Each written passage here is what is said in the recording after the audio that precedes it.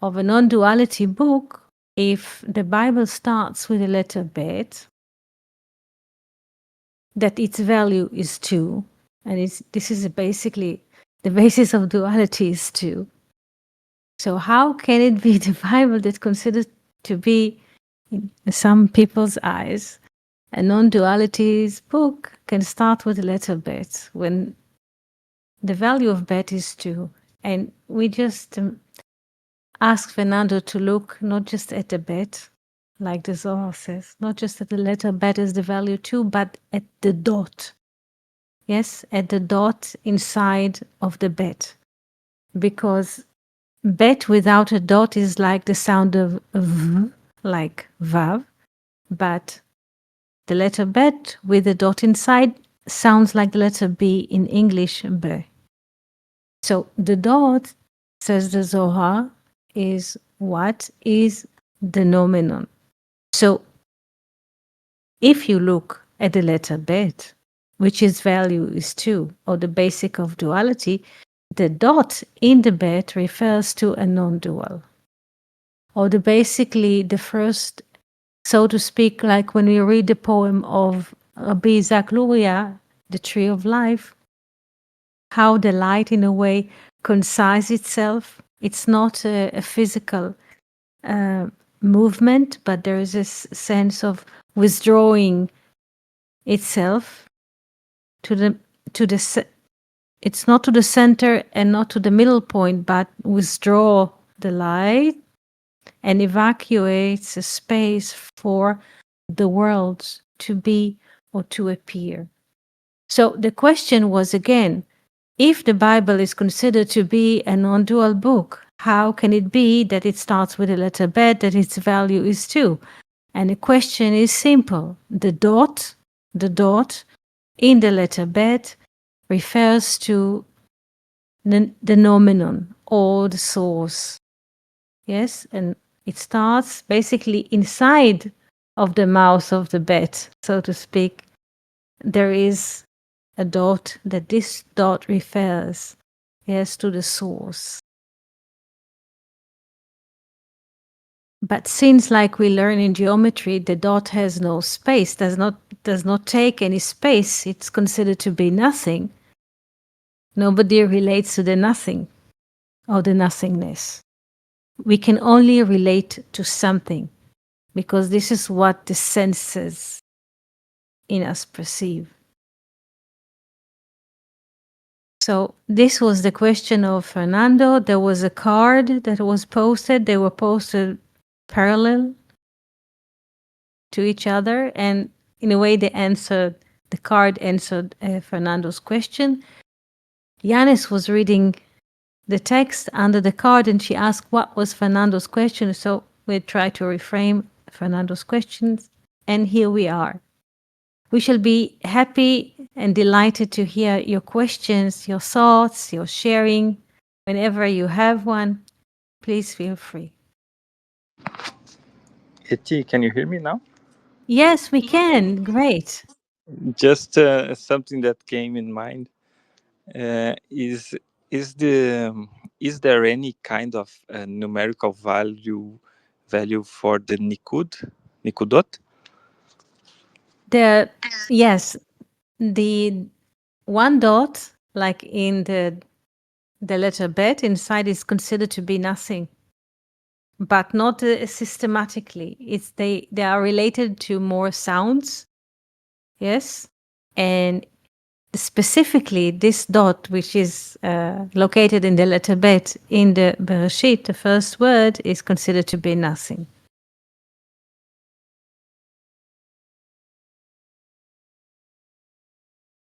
Did I answer your question, Felipe?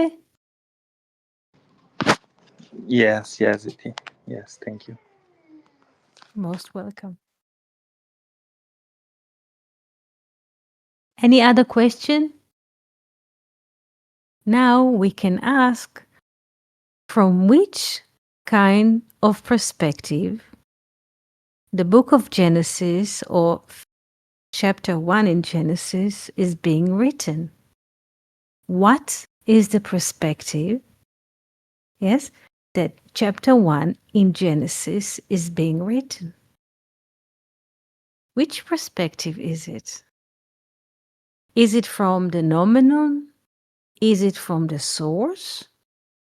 Or the one that perceives, so to speak? The one that can count day 1, day 2, day 3, and so forth. So, from which perspective the first chapter of Genesis is being written? Because some people take it as an absolute without questioning even what is the perspective. And some people take it literally, what is written in the Bible, it is what it is. And so, but from which perspective the story is being told?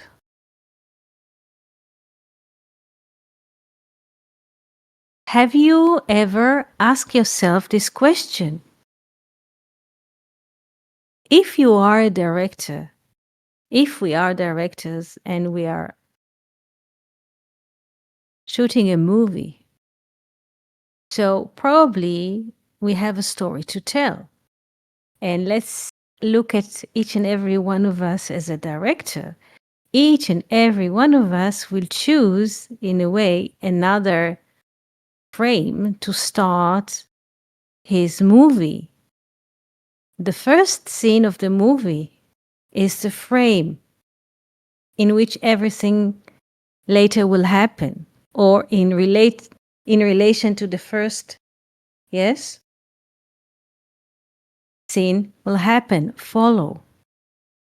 So now, if the book of Genesis is a movie, with which scene it starts? What happens here?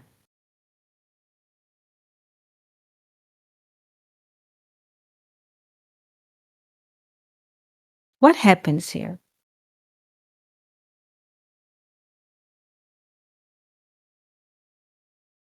Who can even understand what is happening in chapter 1?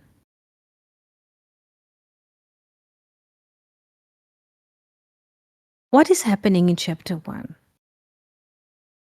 There's appearance and counting. Appearance and counting, isn't it?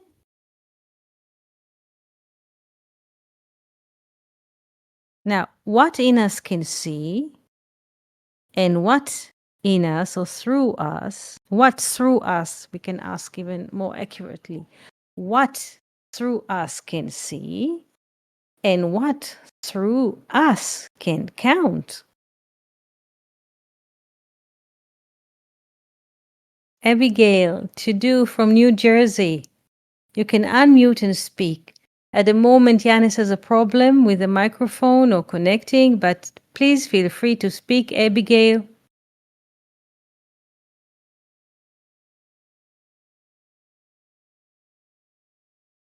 If we sit with a book and read chapter 1 of Genesis to a bird or to a kitten, what will happen?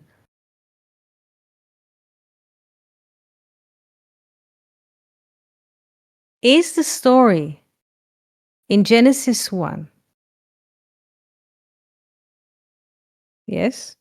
If we sit and read the story from Genesis 1 to a bird and to a kitten, will reach somewhere,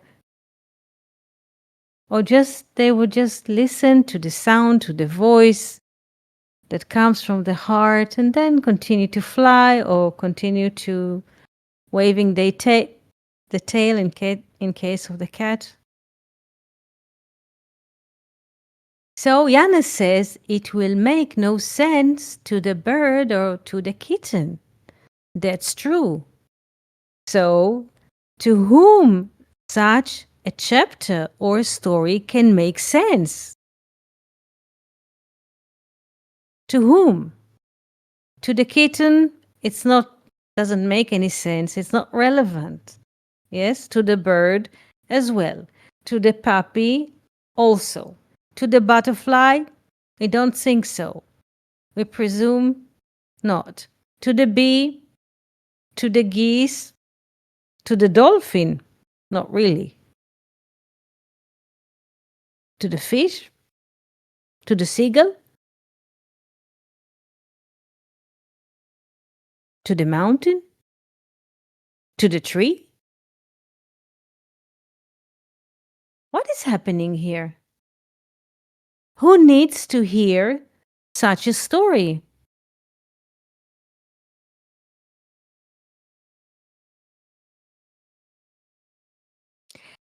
Does a cat need a book to live? Abigail, you can unmute and speak if it's possible. Yes, yes. Good day, Felipe. Wishing you good time in the new city with friends and family. Shabbat Shalom. So the question is again, to whom does this story refer to? Does the cat has any advantage from listening to the story? Does the bird? Yes, human beings, yes. Yes. If you tell this story to a zebra, to a lion cub, they will yawn maybe, move their ears left and right. The only one that might be impressed, we're not sure, is human. Why?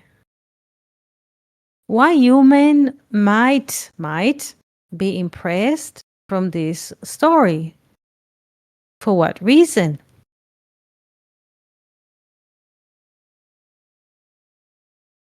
First, human can see.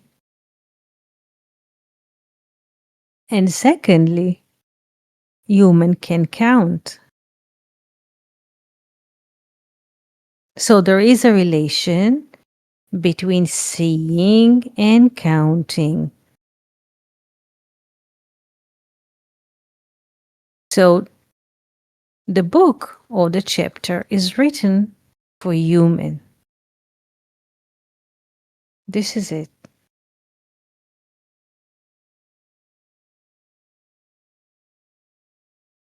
Abigail, can you unmute and speak?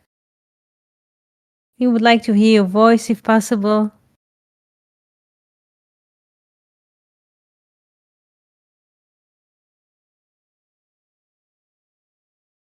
So it is for human that the book was written. Human, so to speak, appears in space and time, or the cognition of man appears in space and time. Yes, the cognition. But the spirit is eternal. Yes, the spirit is eternal. When the spirit is being hooked by birth to a baby, the baby in about 2 years will have his brain develop, that he will feel that he is the center of the world, because his brain will reach this activity that he will see himself as a part of the world. Yes? When the spirit, infinite, is being hooked, yes, into a labor or into a baby, what will happen now, that the brain of the baby will face, or the eyes will face the world, the appearance, and the back of the baby will turn to the eternal. And whatever will interest the baby is one thing, is what the eyes can see. It means, and the vision comes in front of the eyes. So the baby will go for what he sees and will believe that the world is out there, far from reach. Look at the games that we play with babies when they're about in few months, when they still lying on their belly.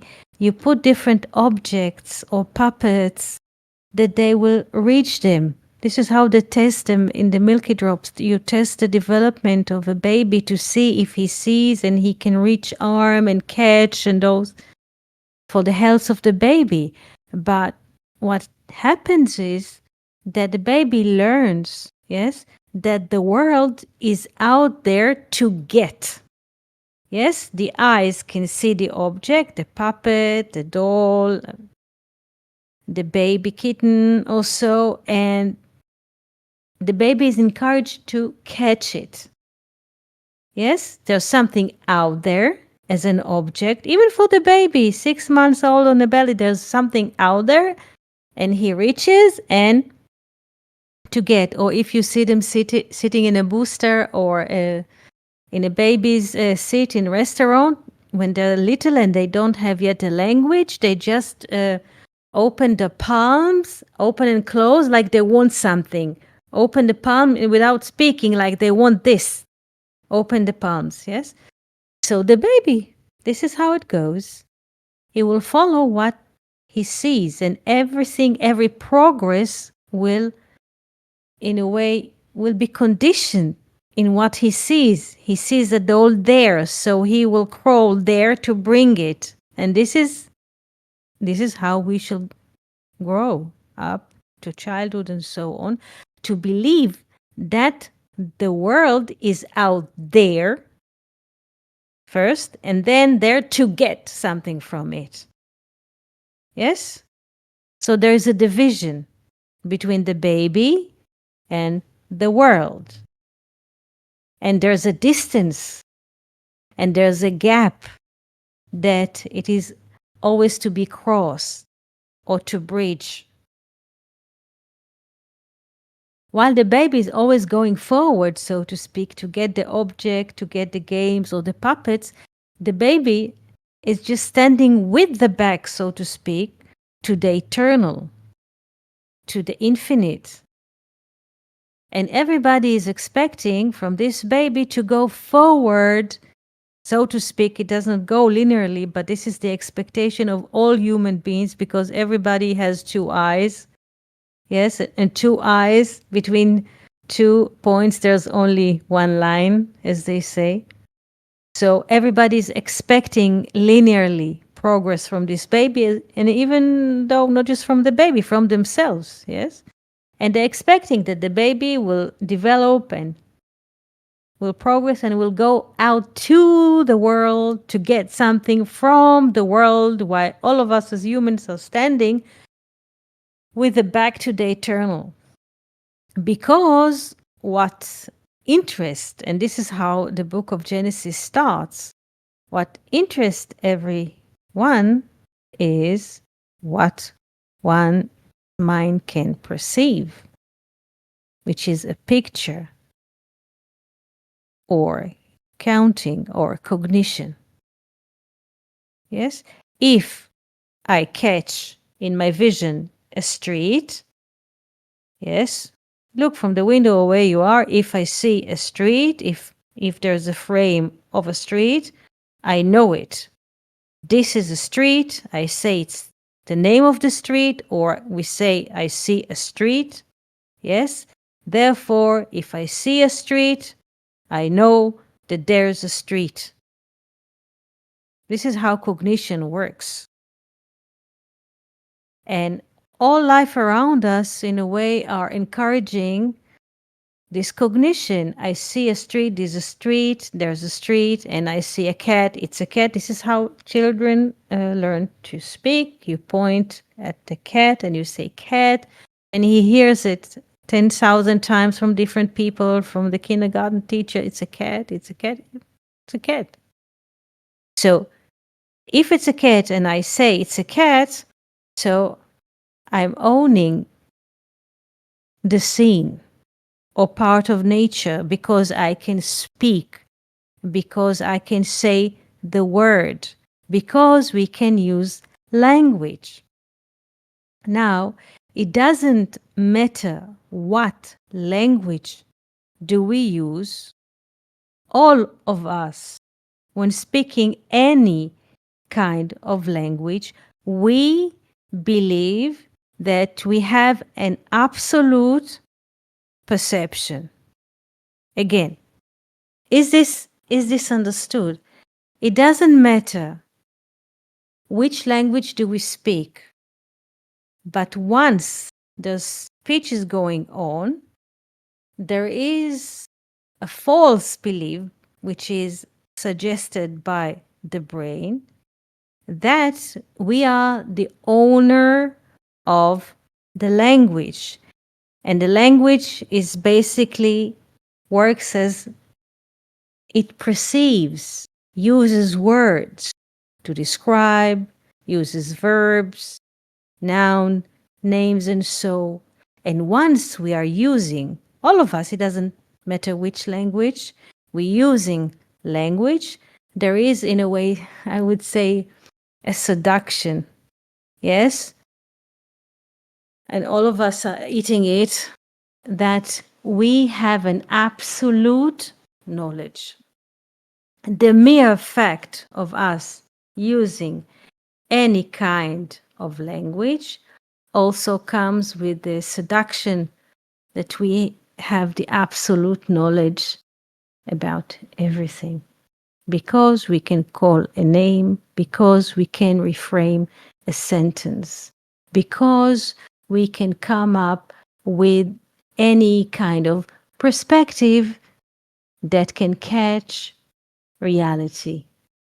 And was the claim of the serpent, and this is how the book of Genesis starts.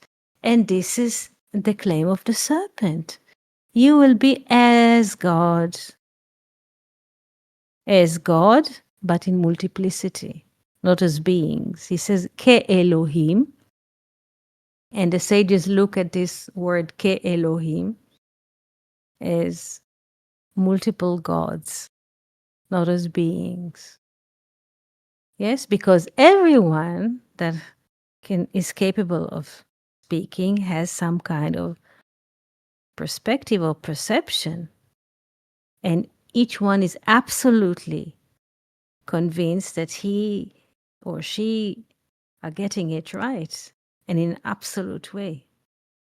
And all of us, 8 billion, 8.2 billion people believing that each one is catching the reality as an absolute.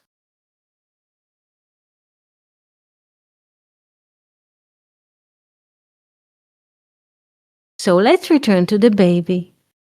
The baby just go to life, trying to catch the puppet, trying to catch a kitten, believe that life is what is ahead of him, and he has to catch it, and he has to get it, because there are two, him, the baby, and the world. The baby is just a parable. We are also babies, yes? So the baby believes that the world is there and he has to get there to get something from the world, like something is missing and there's a gap all the time. What creates this gap and in a way create animosity between, even animosity or struggle between the baby's brain and the world is the brain. The brain, like we say in Hebrew, it has a value of 48.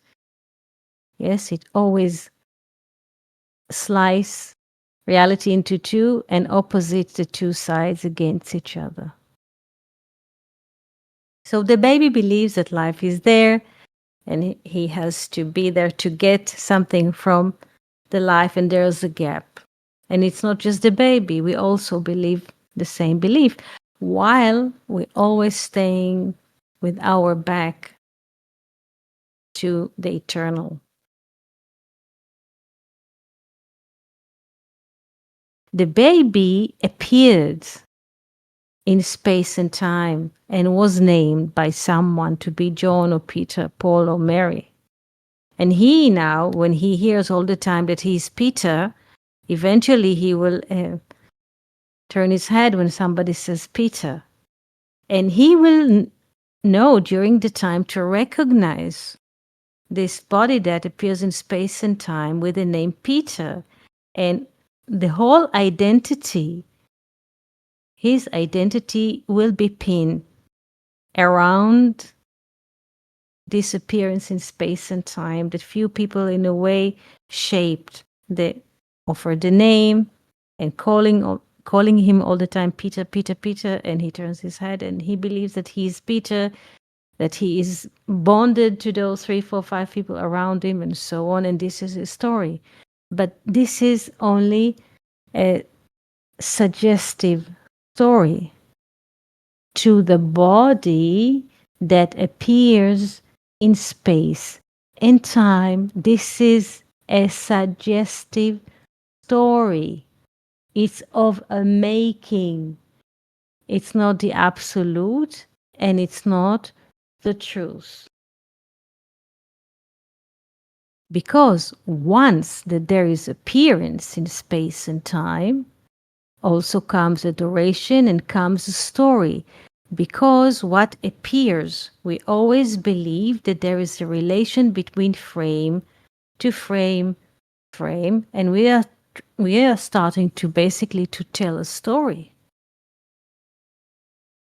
So each and every one of us was introduced to a suggestive story. It doesn't matter now when we were born, in which continent or what kind of upbringing, yes, we have had.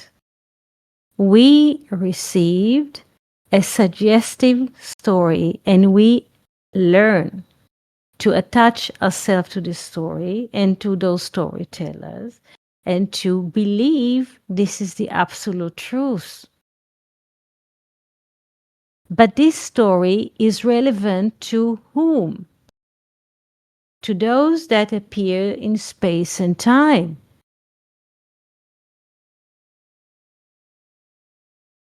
So, going to the absolute, we never left the absolute. We just taught to believe that we were born because there was appearance of a body, and immediately when there's appearance of a body, there is language that comes and what?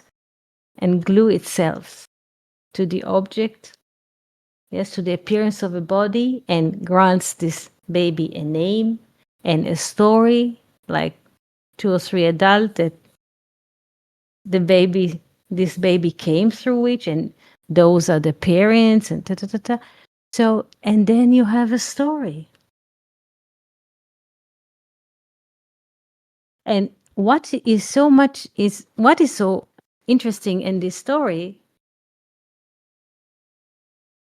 that the story always suggests one thing. There is me and the world. There is to do for Hoy and the world. There is Abigail and the world. There is Yanis and the world. There is listener and the world, which there isn't.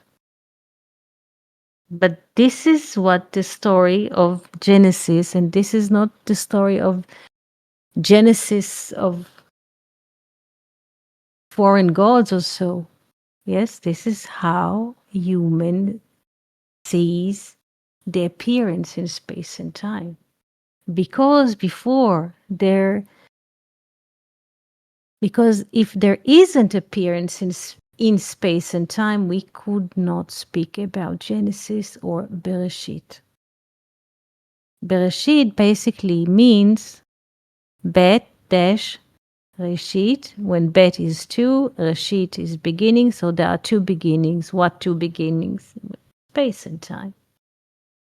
So Bereshit basically means is the matrix. So once there is a matrix of space and times, there are appearances. But we have nothing to do with the appearances.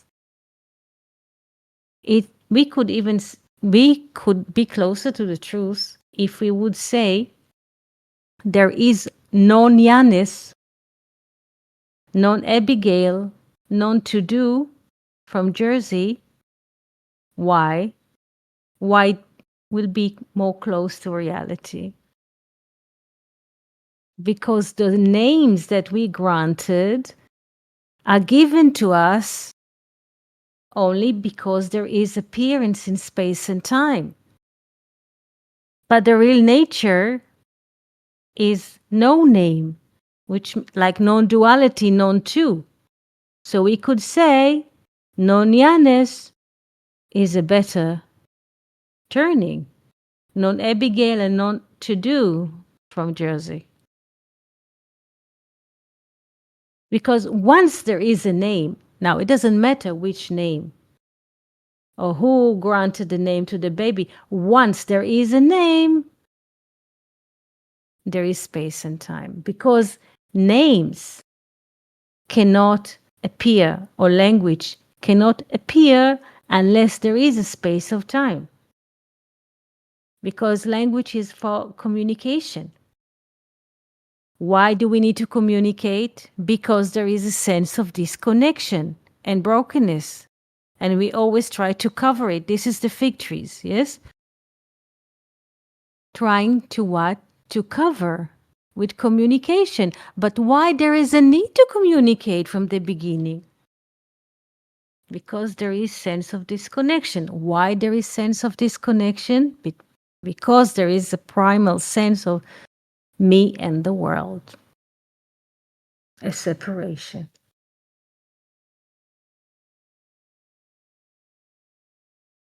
But there is a sense of separation. Not that there is a separation. There is a sense of separation. This is why the great plagues of our time is loneliness. This is how a psychologist, and they give those statistics that people are deep in depression because they are suffering from loneliness, where there's all the time videos, and there's like movies and conversations and podcasts and free books and free art, everything free. I mean, most of it online. So people could find interest in art or in any kind of literary stream. But still, there is a plague of loneliness. Why?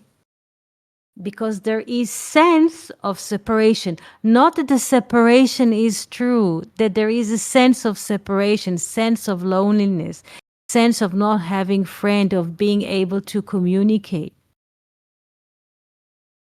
So this is the how do you say, the spider web, yes, around us, that the brain all the time weaves those blankets of solitude. I'm alone, I'm separated entity, the world is there and I'm here. How to gap it, how to. And the more people identify with their names and the story that who gave them the name, the more they feel a sense of separation. So it would be better to say non Yanis. This is closer to reality. Because once you there's a baby and you give it the name Yanis, it's like a separated entity.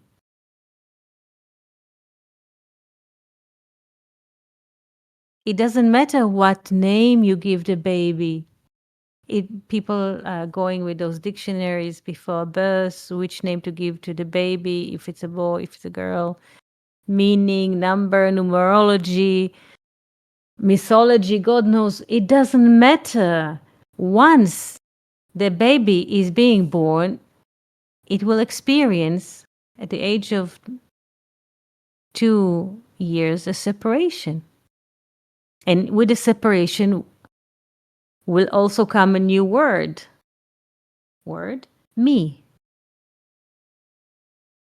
If there isn't a sense of separation, the babies or adults as babies would not use the word me or mine.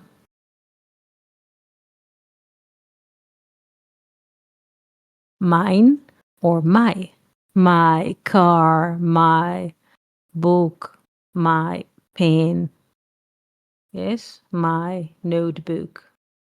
Whenever we use this me or mine or mine, it means that we feel or we perceive ourselves as separated entities.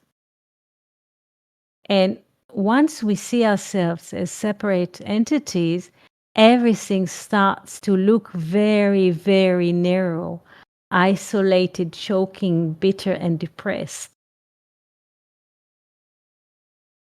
Not just this, it's not the truth. Those are walls of lies. Walls of lies. So therefore, the better turning would be non Yanis, non Abigail, and not to do from Jersey or from no Jersey even. Yes? Because all the names that are appearing only in the context of space and time. So once there is no name, there is no time.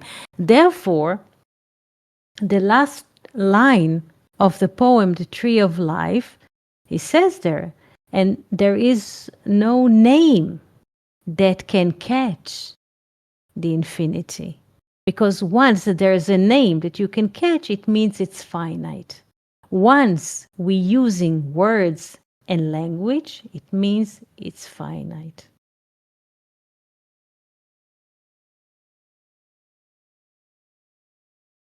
Why do we say it's finite? Because if you can catch phenomenon, it means it is appearing in space and time and it's finite.